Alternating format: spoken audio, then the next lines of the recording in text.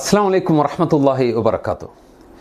ജീവിതത്തിൽ ഒരിക്കലും പ്രാർത്ഥിക്കാൻ സാധ്യതയില്ലാത്ത ഒരു പ്രാർത്ഥനയാണ് പങ്കുവയ്ക്കുന്നത്.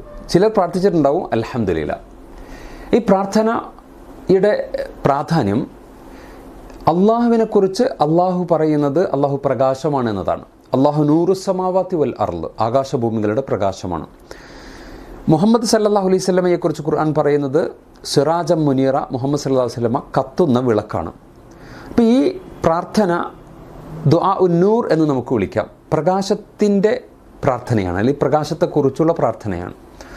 അല്ലാഹു റബ്ബുൽ ഇസ്സത്ത് പറയുന്നുണ്ട്, മനുഷ്യനെ സൃഷ്ടിച്ചിട്ട് വജഅൽനാ ലഹു നൂറൻ യംശി ബിഹി, നാം ഒരു പ്രകാശം അവന് കൊടുക്കുന്നു, ആ പ്രകാശത്തിലൂടെയാണ് അവൻ ജനങ്ങൾക്കിടയിലൂടെ സഞ്ചരിക്കുക എന്ന്. അഥവാ ജനങ്ങൾക്കിടയിലൂടെ സഞ്ചരിക്കാൻ അവന് ഈ പ്രകാശമില്ലെങ്കിൽ കഴിയില്ല. ഒരു സോഷ്യൽ ബീയിങ് എന്ന അർത്ഥത്തിൽ അവൻ്റെ ഗുഡ് വിൽ അവന് ലഭിക്കണമെങ്കിൽ അള്ളാഹുവിൻ്റെ നൂറ് ആവശ്യമാണ്. കുല്ലമ അള്ളാഹ് അലഹും മഷൗഫി വൈദ അള്ളലമ അലൈഹിം ഖാമു, അവന് വെളിച്ചമുള്ളപ്പോഴൊക്കെ അവന് നടക്കാൻ പറ്റും, എന്നാൽ ആ വെളിച്ചം നഷ്ടപ്പെടുമ്പോൾ പിന്നീട് അവന് മുന്നോട്ട് ചലിക്കാനാവില്ല എന്നും ഖുർആൻ മറ്റൊരിടത്ത് പറയുന്നുണ്ട്. അപ്പോൾ നമ്മുടെ ജീവിതത്തിൽ ഒരു സക്സസ്ഫുൾ പേഴ്സൺ ആകാൻ വളരെ പ്രധാനപ്പെട്ട ഒന്നാണ് അള്ളാഹുവിൻ്റെ ഈ വെളിച്ചം എന്ന് പറയുന്നത്.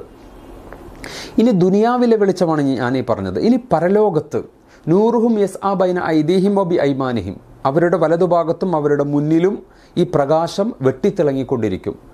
യഖൂലൂന റബ്ബന അത്മിം ലനാ നൂറന, സിറാത്ത് പാലത്തിലൂടെ സഞ്ചരിക്കുമ്പോൾ അള്ളാഹുവെ ഞങ്ങൾക്ക് നീ പ്രകാശം പൂർത്തീകരിച്ചു തന്നുകൊണ്ടേയിരിക്കണമേ എന്നവർ പ്രാർത്ഥിച്ചു കൊണ്ടിരിക്കും എന്ന് ഖുർആൻ പറയുന്നുണ്ട്. അത്ര ഇമ്പോർട്ടൻ്റ് ആണ് ദുനിയാവിലും ആഖിറത്തിലും ഈ ഒരു വെളിച്ചം എന്ന് പറയുന്നത്.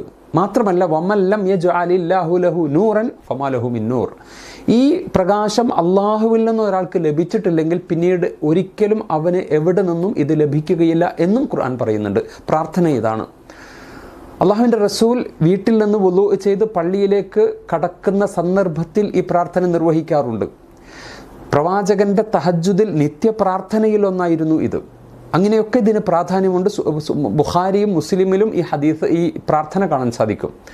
അല്ലാഹുമ്മ ജഅൽ ഫി ഖൽബി നൂറ വഫി സമഇ നൂറ വഫി ലിസാനി നൂറ വഫി ബസ്വരി നൂറ وعن يميني نورا وعن شمالي نورا ومن فوقي نورا ومن تحتي نورا ومن ورائي نورا ومن خلفي نورا اللهم اجعلني نورا اللهم أعظم لي نورا اللهم اجعل في نفسي نورا اللهم أعطني نورا.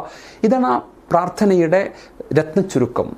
വളരെ പ്രധാനമാണ്. അല്ലാഹുവേ, എൻ്റെ കണ്ണിൽ പ്രകാശം, എൻ്റെ ചെവിയിൽ പ്രകാശം, എൻ്റെ നാവിൽ പ്രകാശം, എൻ്റെ ശരീരത്തിൽ പ്രകാശം, എൻ്റെ വലതുഭാഗത്ത് ഇടതുഭാഗത്ത് മുകളിൽ താഴെ എന്നെ തന്നെ നീ ഒരു പ്രകാശമാക്കി മാറ്റണമേ.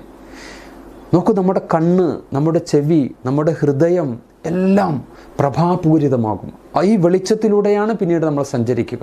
പൈശാചിക ഉപദ്രവങ്ങളിൽ നിന്ന് മറ്റു പല അർത്ഥത്തിൽ നിന്നും നമ്മൾ പ്രൊട്ടക്റ്റഡ് ആയിരിക്കും. വളരെ വളരെ ഇമ്പോർട്ടൻ്റ് ആണ് ഈ പ്രാർത്ഥന നമ്മൾ പതിവാക്കുക. അള്ളാഹു അനുഗ്രഹിക്കുമാറാകട്ടെ. അസ്സലാമു അലൈക്കും വറഹ്മത്തുള്ളാഹി വബറകാതുഹു.